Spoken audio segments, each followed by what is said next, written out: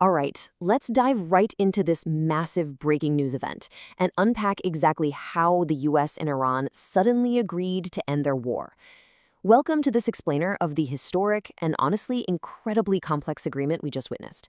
We're going to break down the anatomy of this deal, looking at the text, the timelines, and the underlying pressures to figure out not just what happened, but exactly why it happened right now and what it actually means for the rest of the world moving forward. What's really fascinating here is how this announcement actually dropped. It didn't come from your standard formal press briefing room. Nope, it came straight from President Donald Trump's Truth Social account, and it just so happened to be on his 80th birthday. The immediate real-world result of this post? The absolute end of the U.S. naval blockade and the reopening of the Strait of Hormuz. With a simple, "Ships of the world, start your engines," the president signaled an immediate halt to the hostilities that have completely gripped the region and sent global markets into a frenzy. But here's the thing, this wasn't just a simple two-party negotiation. Pakistan actually emerged as a really crucial mediator in all of this. In a statement from Pakistan's Prime Minister, Shehbaz Sharif, we got the official confirmation that a deal was reached after some seriously intensive talks. Sharif also made a point to thank Qatar, Saudi Arabia, and Turkey for their immense contributions, so it was a huge multinational effort. Now, pay attention to the specific scope of this ceasefire. Sharif noted it covers all fronts, including in Lebanon. This officially sets the stage for a formal signing ceremony slated for Friday, June 19th over in Switzerland. So what are the actual stakes here? Well, they can really be summed up by a single vital number: 20%.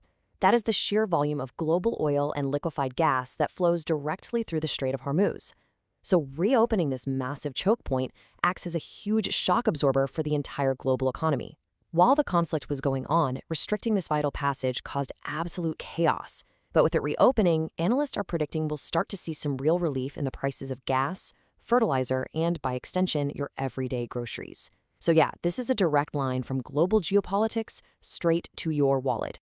Section 1. The motivations. Why now? Let's get into it. When we look at the internal pressures driving both sides, we actually see this fascinating parallel. Over in the US, President Trump has been facing a public that is just deeply fatigued by foreign conflicts. But maybe more pressingly, inflation in the US has been rising at its fastest rate in 3 years. With the November midterms looming just around the corner, the cost of living and basic affordability are major political vulnerabilities. Meanwhile, over in Iran, even though they've been framing this war as an existential fight, the regime is dealing with absolutely crippling economic headwinds. They are severely weakened and operating under immense economic constraint. So quite frankly, both sides really needed a win here, or at least a pause, just to relieve some of that boiling domestic pressure. To really wrap your head around how incredibly fast this all unfolded, we have to trace the timeline back to the main catalyst on February 28th. That was day one of the war, marked by the highly transformative death of Iran's supreme leader, Ali Khamenei. Fast forward just a bit to the present, and suddenly we have an agreed ceasefire. Next up on the calendar is that official signing in Switzerland on June 19th. But honestly, the absolute most crucial element of this entire timeline is the 60-day negotiation window that follows. Think of this ceasefire as essentially a 2-month ticking timer to iron out some massive complexities that still remain. Now, I want to just hover on that February 28th event for a second, because analysts point to it as a total seismic shift. The death of Ali Khamenei fundamentally rewired Iran's internal power structure.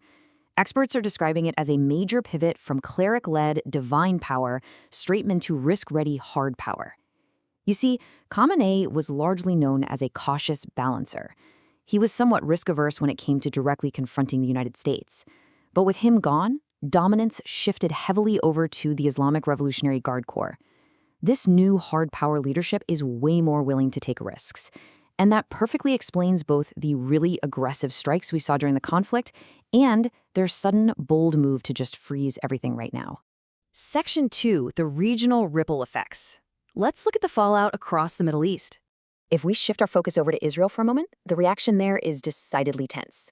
According to multiple reports, Israeli Prime Minister Benjamin Netanyahu is deeply frustrated by this new deal. Remember how we mentioned the ceasefire specifically includes Lebanon? Well, for Israel, that represents some serious unfinished business. Netanyahu's government had just launched major offensives against Hezbollah in Lebanon, so halting operations right now leaves him with a massive political vulnerability at home. The Israeli public largely views Iran as an absolute existential threat, and for many folks in Israel, a US-Iran ceasefire that doesn't completely eliminate the Hezbollah threat just feels like mission unaccomplished.